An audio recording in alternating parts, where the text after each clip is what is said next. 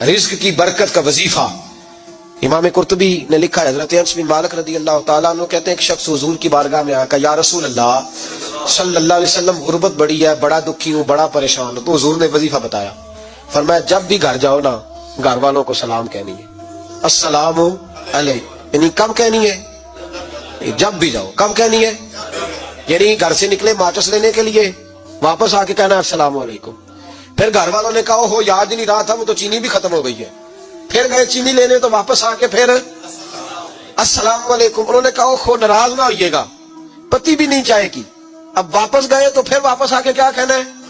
تو نبی پاک صلی اللہ علیہ وسلم نے فرمایا جب بھی گھر جا السلام علیکم کہے اور 3 دفعہ سورۃ اخلاص پڑھ دے، اور سورت بھی وہ بتائی جو سب کو آتی ہے، قل هو اللہ احد اللہ الصمد لم یلد ولم یولد ولم یکن لہ کفوا احد، 3 دفعہ یہ پڑھ دے۔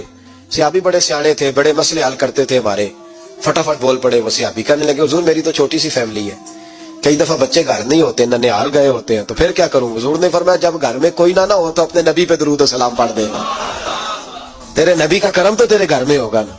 حضرت انس بن مالک رضی اللہ تعالیٰ عنہ فرماتے ہیں کہ ہم انتظار میں تھے کہ بندہ واپس آئے اور رزلٹ بتائے، کہتے ہیں وہ کچھ دنوں کے بعد واپس آئے تو عجیب بات کی انہوں نے، ہمسایوں سے کئی دفعہ بندے کی نہیں نا اتنی بنتی، اور کئی دفعہ لگتا ہے کہ میرا ہاتھ اوپر ہی رہے یہ کہ مجھ سے تگڑے نہ ہو جائے، کہتے ہیں وہ آئے تو نبی پاک صلی اللہ علیہ وسلم نے کہا کیا حال ہے تیرا؟ تو عرض کرنے لگے یا رسول اللہ صلی اللہ علیہ وسلم وظیفہ تو میں نے اپنے لیے پوچھا تھا اور میرے تو ہمسائے بھی امیر ہو گئے، حضور تو میں نے اپنے لیے پوچھا تھا اور میرے دائیں بائیں والے لوگوں کو بڑی برکت ہوئی ہے۔ تو میرے محبوب مسکرانے لگے، حضور فرمانے لگے گویا برکتیں تیرے گھر میں جب برسی ہیں تو چھن چھن کے ان کا فیض اللہ نے تیرے ہمسایوں کو بھی عطا فرمایا۔ مشکل تو نہیں وظیفہ، کیا کرنا ہے؟ تو نہیں آکھنا مشکل لگتا مجھے، تسی کر دینا سلام لو، تسی کہنا بندے اسی کہتے سلام اسی لویے، تسی لو جاؤ کے دوبارہ گھر جا کے کیا کرنا ہے؟ چلے کچھ نہ کچھ 55% بولے ہی ہے ماشاءاللہ، کیا کریں گے؟ السلام، اور پھر کیا پڑھنا ہے؟